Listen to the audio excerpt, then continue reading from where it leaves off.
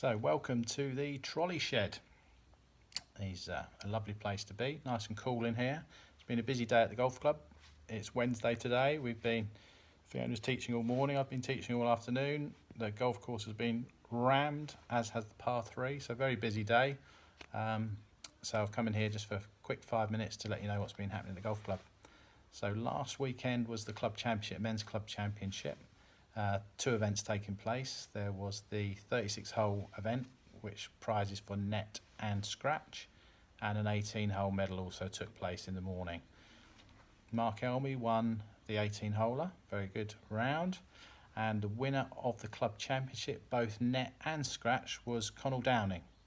Back from his first year at university in the States. He obviously had to come back a little bit earlier.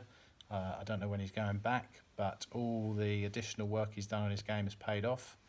He's been playing a lot since he's been back, and he put together 2 very good rounds, which actually ended with a hold bunker shot on the 18th. So he won by 2 shots thanks to that eagle on his final hole, won by 2 shots. So if he'd have just taken, knocked it out the bunker and 2-putted, we'd have had a playoff. So what I thought I might do is just try and recreate the shot and give you a little bit tips on bunkers. So here we go. Let's see if I can recreate the shot of our club champion Connell Downing on the 36th hole of this weekend's club championship. Hi everybody, and welcome to this section of this week's newsletter. The reason for this post is to talk a little bit about Connell's winning shot for the club championship on Sunday. As already previously mentioned, he managed to hole it out of this bunker on his 36th hole, the final hole, to win by 2 shots. He holed it for an eagle, so in effect this was the winning shot. If he'd have got up and just 2-putted, it would have been a playoff. As it was, in it went. So I'm just going to have a quick demonstration here of how you would approach this golf shot. Okay, so the first thing I like to do is to stand a little bit open. So for a right-hander, that's aiming my body to the left of target. I'm then going to set the ball position in the centre of my stance in relation to my feet and open the club face wide up. Swing along the line of my feet, so I'm actually feeling like I pick the club up and then turn to the left, making sure you do keep that body turning to face the target. Down into the centre, up she comes. Oh, it's looking good. Oh my God, first take. Oh! So there you go, with a little bit of practice, anyone can do it. So what else has happened this weekend? Well, we had a seniors competition last Wednesday. Got the results here. So those results weren't actually posted online, I don't think, because it was all done manually because it was a 4-ball better ball. So our seniors captain and men's captain did the cards the following day, went through them, and the winner was Phil Pettifer and Paul Casson, who they scored 47 points, beating Roger Milton and Ian Matthews on countback. So well done to them. That was an event where people also paid for food. So we had a good number of players, can't remember the exact numbers now, that went up and had a sandwich afterwards, just helping the guys out in the catering. So well done to our seniors there. Ladies competition, haven't got the full results for this week's Tuesday event. I think I know who's won, but we haven't closed the competition as yet because Rob's been away. So before I announce it, we will check who's won that. One final piece of news, again, kind of reference ladies and potentially men. So I'm going to do a quick couple of videos at the end to show you how to fill in cards. We're still having issues with people filling out cards incorrectly, putting too many names on the card or not writing the scores in the right place. So we do have a method which we would like you to employ if you can on filling out the cards. It makes everyone's life a little bit easier if you could follow that. So there's a couple of videos at the end there. And finally, what's the other thing? Oh, Fiona is starting she's doing her junior lessons. Now obviously the group situation has been proven very, very difficult, and so she's gone to a lot of individual lessons, which she's been very successful with and very busy. But she is doing a junior roll-up on a Thursday evening. So starting next Thursday, first Thursday in August, from 7 o'clock, it's 45 minutes of coaching. Just turn up on the night, but please let Fiona know that you're coming so she's prepared for numbers. The cost is £4 per junior, and the first bucket of 40 balls is provided for you. So you can just turn up for the first 15 minutes or the last 15 minutes or be there all the time, but she will be sharing her time between the entire group. So you won't have a full 45 minutes with Fiona. It will be split between how many people are there.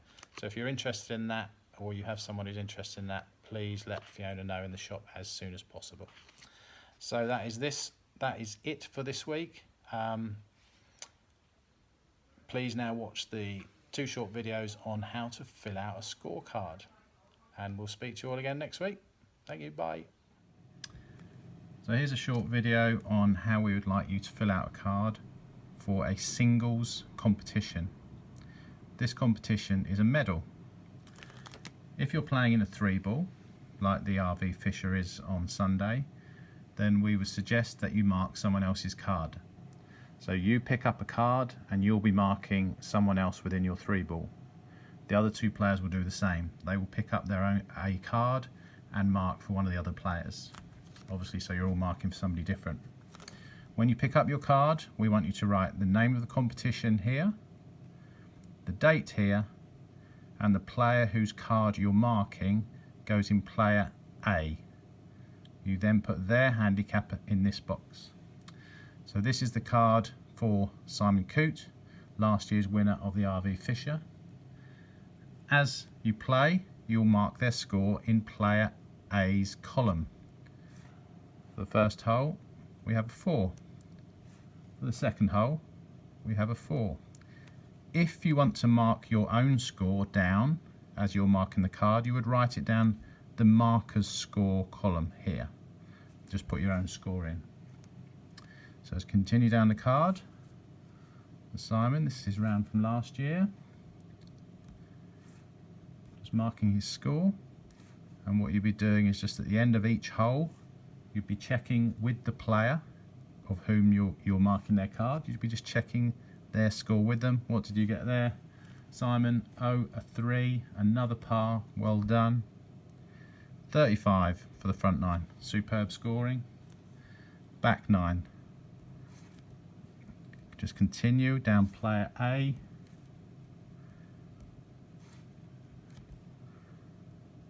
Five, come on Simon, don't lose it now.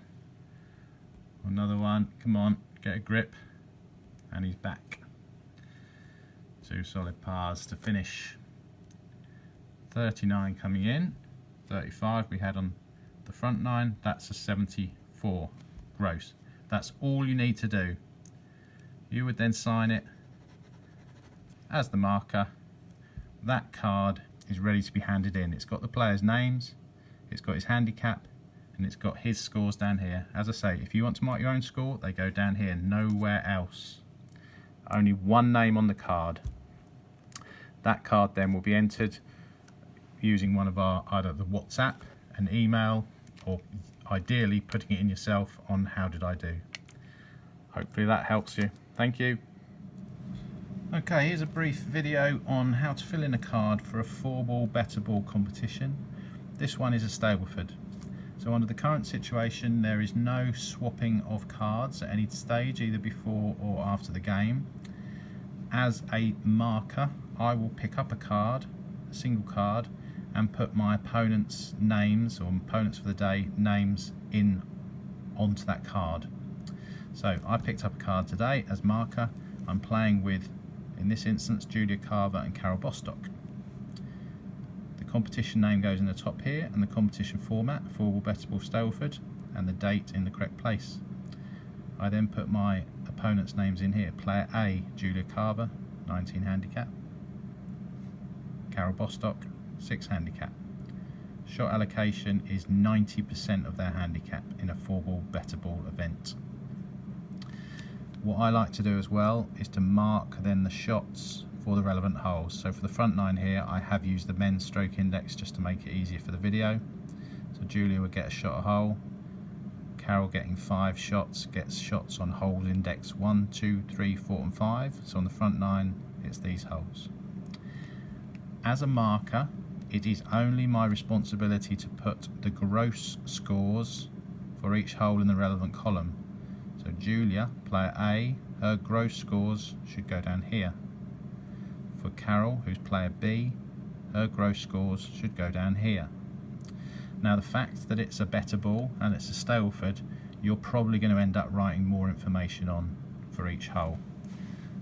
So for example, if Julia made a 4 at the first and Carol made a 4 at the first, the better ball score in this format is Julia, because that's a 4, she gets a shot, it's a net 3. So 4 net 3, Stableford scoring, that's a birdie, net birdie, that's 3 points, 3 points for a birdie. On the next hole, let's say both players made a 5. That's a 5 net 4. Both players get a shot, so I could put it in either column. So 5 net 4, that's a par, that's 2 points. Let's say on the next hole, nobody finishes that hole. They both lose balls, take too many shots. So that'd be 0 points. On the next hole, Julia makes a 6, Carol makes a 4, 6 net 5 doesn't beat a 4. 4 is the best score, net score in that hole. That's a 1 over par. That's a single point. Next hole, Julia's back in the game, makes a 5. Carol makes a 6. 5 with a shot, 5, net 4. Net 4 is a birdie, 3 points. So we continue marking down here. Remember, these additional bits, the net scores and the points, are all voluntary. You don't have to do that. You do need to mark the correct gross score in the correct column. However, we're starting to create a little point score here, which you can keep a tally, and you've got an idea of how you're doing in terms of the round or against your opponents. So please remember, player A's gross scores go down player A column. Player B's gross scores go down player B column. There should be no other scores on here apart from possibly if you mark your own score, you put it in the markers column. There's no player C, player D, just A and B, your opponents. If you want to mark your own score, you go down the markers column. At the end of the round, as marker, I'm going to sign it that I'm happy with the score. Obviously, I haven't completed the 18 holes. That card is then handed in the relevant way, whether it's into the box upstairs in the clubhouse or into the pro shop, for those scores then to be input into the computer and the scores to be published when we have results. So please remember, only put the people playing in the competition, don't put your names in here. Only put player A's score down player A column, player B's score down player B. Your signature at the end. Job's a good one.